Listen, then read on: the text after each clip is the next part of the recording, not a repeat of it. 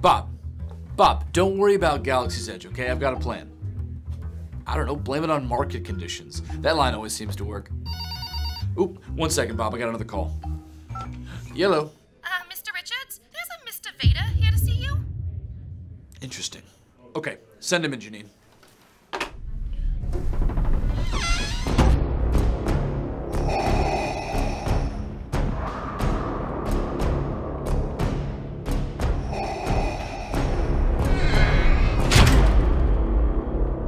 Hey, Darth, how are things going? Oh, Dick, let me tell you, it's been a whirlwind of a Q4 for Star Wars. With the media blitz for Rise of Skywalker, not to mention the new video game, Disney Plus show, mountains and mountains of merch, I've barely had a chance to sit down. Mind if I sit, by the way? Oh, yeah, of course. Oh, that's nice. Most of my joints may be fake, but the eggs are real.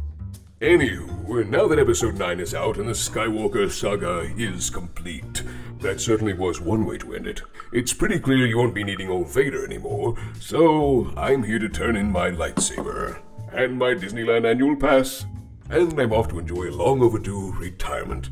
Been eyeing Cabo. Think a little sun will do this body a world of good.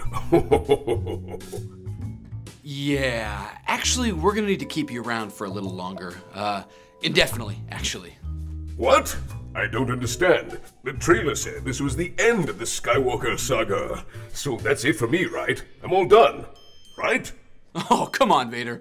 You've been around long enough to know that all that end of the saga talk is just a marketing strategy to get butts and seats on opening weekend. Remember how we convinced everybody that Endgame was the grand and emotional MCU finale, and then like a month later Sony shot out another Spider-Man movie that continued the story and turned most of the events of Endgame into a joke?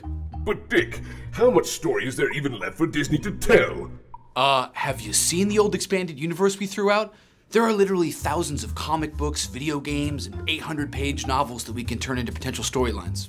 No, I mean for me. What else is left for my character? You've seen me grow up, turn bad, be bad for a long time, turn good again for like a minute, then die. What else new could you possibly do with me? Oh, new? Absolutely nothing. Actually, we're gonna have you do the exact same thing you've already been doing over and over again. Because what we have with you, Vader, is instant recognizability and legitimacy. I mean, look at yourself. You're Vader, baby. You got the iconic black suit and cape, the deep, commanding voice, the ominous breathing. I mean, you're the most recognizable figure since Jesus, for Christ's sake. And because you have no problem chopping your kids' hands off, choking out coworkers, and chucking your boss down reactor shafts, you're also one of the most menacing figures as well. Anything we put you in gets an immediate and intense boost of legitimacy. Because if Darth Vader has to show up to solve a problem, then clearly it's a story that matters. And that boost in legitimacy leads to boosts in revenue. I mean, you're basically the Dwayne "The Rock" Johnson of the Star Wars universe. First cut of Rogue One not looking so hot, boom, stick Vader in a hallway. EA a little uneasy about its good but clearly half-finished new Star Wars video game, bam, stick Vader in another hallway. Oculus needs to push their shiny new VR headset, bazoom, give them an exclusive 3-part Vader miniseries. Holy Spaceballs. You're right.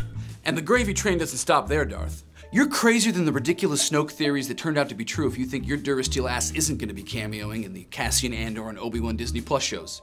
And you're going to be really busy in a couple years when you become a permanent fixture of Galaxy's Edge. But Galaxy's Edge is set after The Last Jedi. My character will have been dead for over 30 years by then. Yes, what a silly oversight. Of course, we don't have plans to remodel Galaxy's Edge into the original trilogy by 2024 to help boost attendance. But don't you think it's time to do something new? Like let the sequel characters have their time to shine. Or, and I'm just spitballing here, you could come up with a new masked villain who has all the same cool and threatening characteristics as me, but is someone totally different. New? Oh, Annie, baby. You think we paid Lucas $4 billion for something new?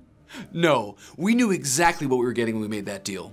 The most powerful force in the entire galaxy. Nostalgia.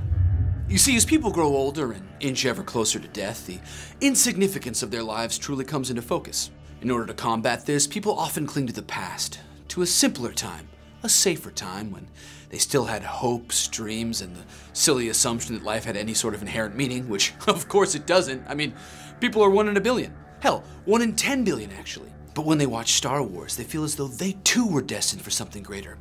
Like they could rise up against seemingly insurmountable odds and overcome their own personal version of the Galactic Empire. And that's where you come in. Not only are you the most recognizable figure in Star Wars, but you're also the enduring face of Star Wars. Mark Hamill, Harrison Ford, hell, even Daisy Ridley will eventually get old and die. But not you. You are eternal. You're an unaging mask that people will always be able to look back to and remember not just Star Wars, but the most important part of Star Wars, the original trilogy. Everything always comes back to the original trilogy. The prequels were a lead into it, the sequels never escaped its shadow. It's the one part of Star Wars that is universally beloved, and that's why we will never let go of you, Vader. You are our black-clad cash cow, and we're going to blue milk every last drop of nostalgia out of you until either the Star Wars brand dies or the sun explodes. And honestly, I'm betting the sun will go first. So do yourself a big favor and try and get comfy in the House of Mouse, because you're going to be here a long, long time. You underestimate the power of the dark side. And you underestimate the power of a $200 billion multimedia conglomerate.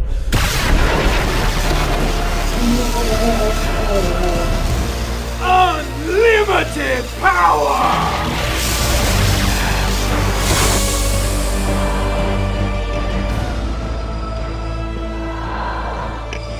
Oh, Vader, you're looking pretty beat. Maybe you should take a little vacation. And I know just the place to send you.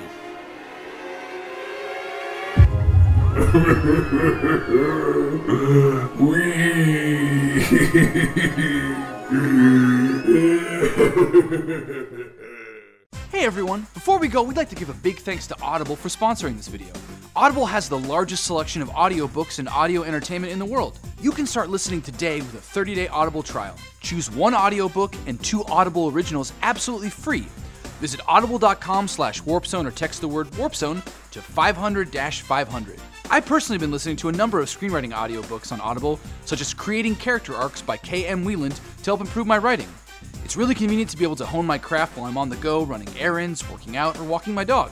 Again, you can start your 30-day free trial by going to audible.com/warpzone or by texting the word warpzone to 500-500. Thanks again for watching, and we'll see you next time. Bye!